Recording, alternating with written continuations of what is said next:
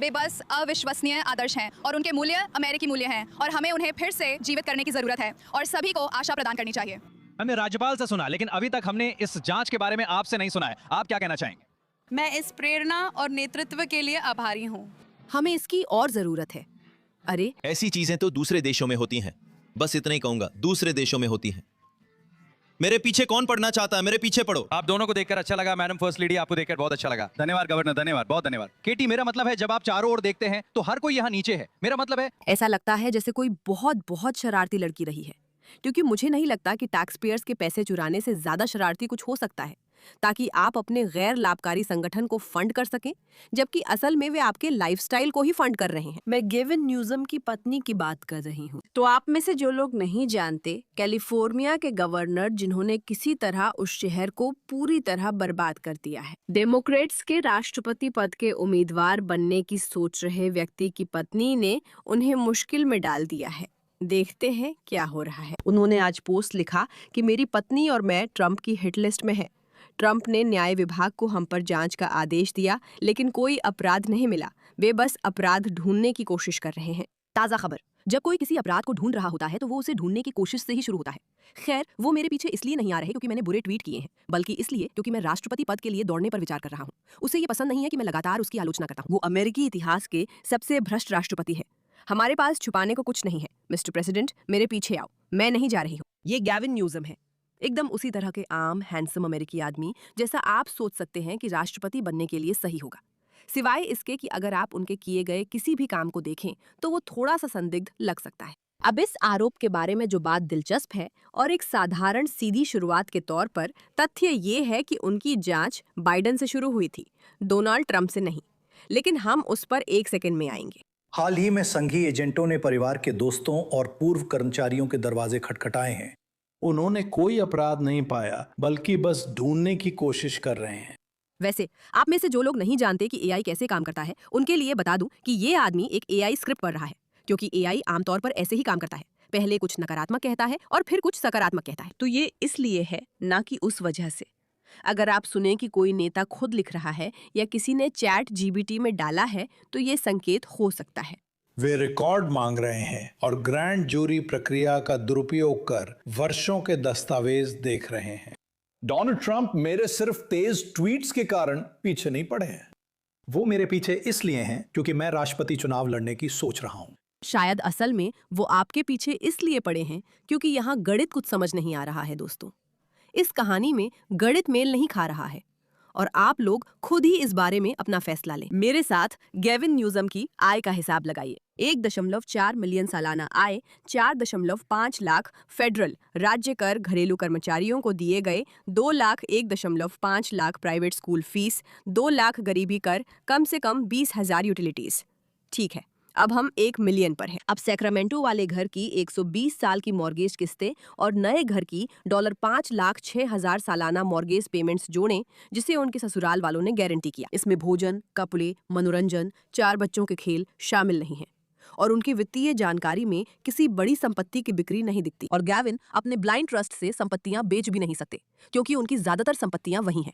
अगर ट्रस्टी संपत्तियां बेचते हैं तो उससे मिली रकम गैविन के पद पर रहते हुए ट्रस्ट में ही रहनी चाहिए। तो सबसे पहले मेरा मानना है कि हम सब कह सकते हैं कि ये गणित तो सही बैठती ही नहीं, लेकिन डेमोक्रेट उम्मीदवारों के साथ गणित कभी सही बैठती भी नहीं है। ये अजीब है कि वे जितना कमाते हैं उससे ज्यादा अमीर हो जाते हैं। जब ये सामने आया कि आंकड़े मेल नहीं खाते, लोगों ने जांच शुरू की, और आपको हैरानी नहीं होगी कि उन्होंने क्या पाया। दुर्भाग्य से लगता है जेनिफर न्यूज़म ने गेविन न्यूज़म के दाताओं द्वारा फंड किए गए अपने गैर लाभकारी संगठन से लगभग $4 मिलियन खुद को ट्रांसफर किए हैं। ओह, ये विवादास्पद है।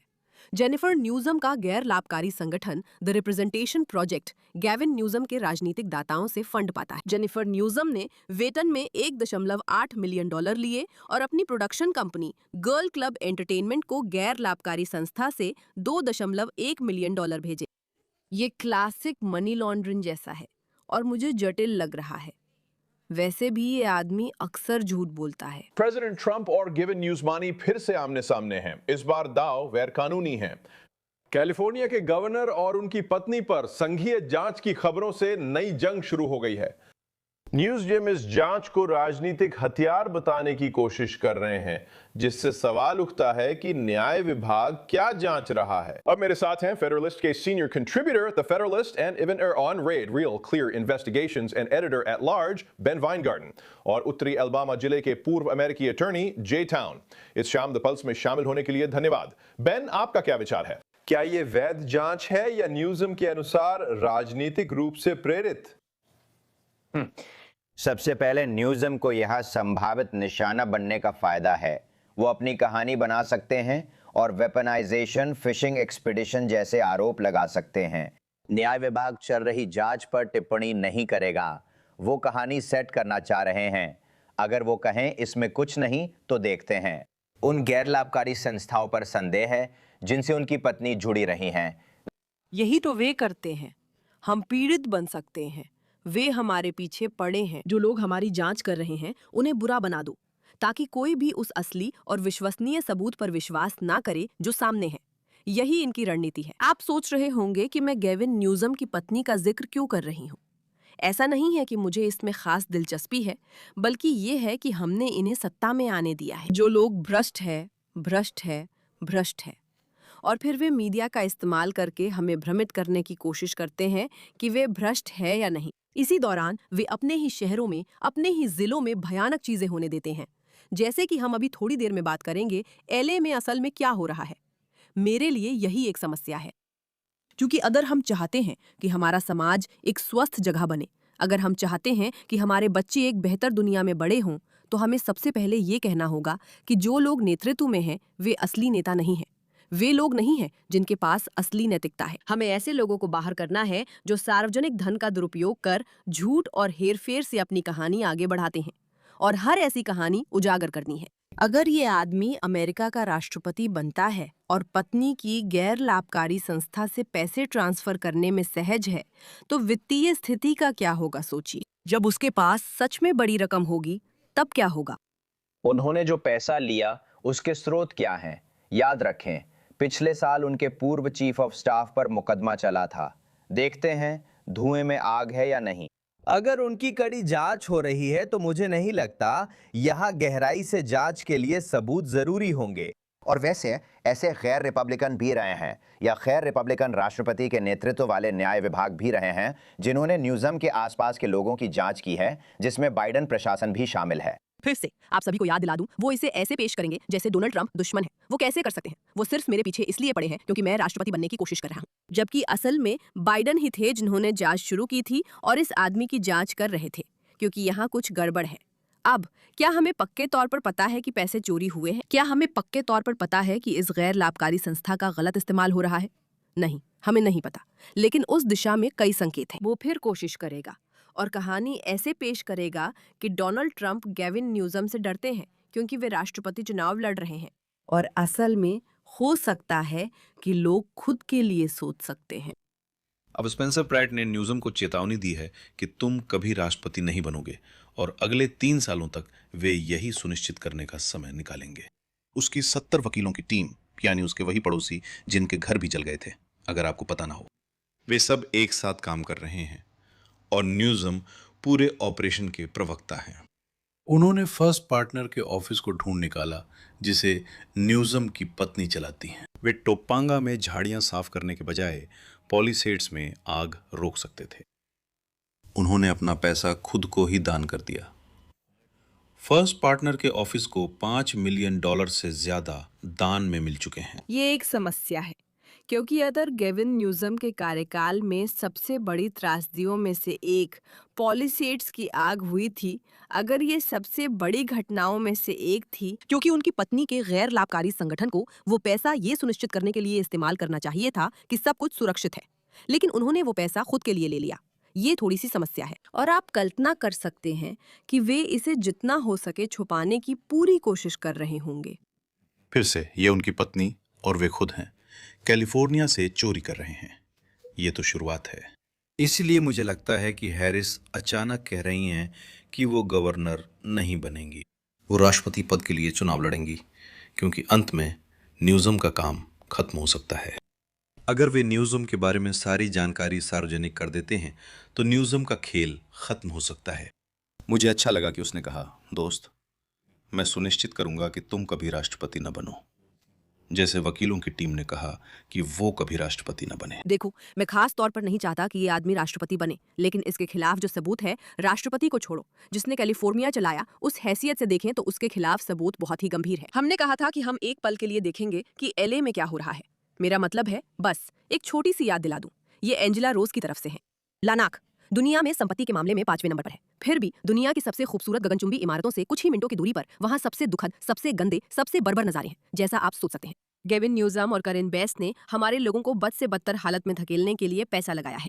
अरबों डॉलर खर्च हो रहे हैं ताकि 70,000 लोगों को मुफ्त सुइयां, मुफ्त खाना, नशे के लिए पैसे और मुफ्त आवास सब कुछ मिलता रहे, ताकि वे लगातार और गहरे अपमानजनक पतन में फंसे रहें। एलएलए सर्विस काउंट अथॉरिटी को 5 साल में टैक्स दाताओं से करीब $1 अरब मिले हैं, फिर भी सड़कों की हालत ऐसी है। ये देखिए, एक व्यक्ति बीच सड़क पर पूरी तरह नग्न होकर चल रहा है, तो वो ट्रैफिक रोक रहा है। वहाँ एक बस है, देखिए, और अब वो बस को और वहाँ से गुजरने वाली सभी गाड़ियों को अश्लील इशारा कर रहा है।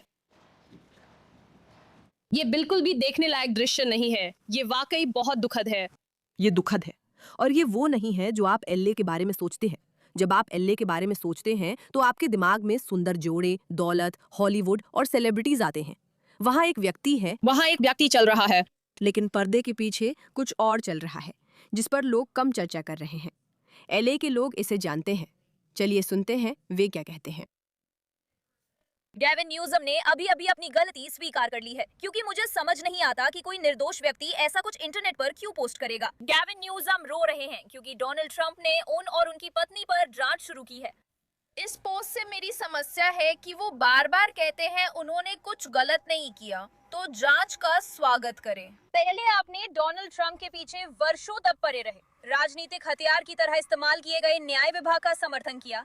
अब जब आप पर वैध जांच हो रही है तो आपको दिक्कत है। मैंने सोचा था कि कोई कानून से ऊपर नहीं है। मजेदार ये है कि गेविन न्यूज़म कहते हैं कि ट्रंप ऐसा इसलिए कर रहे हैं क्योंकि वे राष्ट्रपति पद के लिए चुनाव लड़ने वाले हैं। देखिए, ये नरेटिव वॉरफेयर है। वो लोग नियंत्रण करने की कोशिश कर रहे हैं। देखिए, चलिए इस अपराधी परिवार को देखते हैं।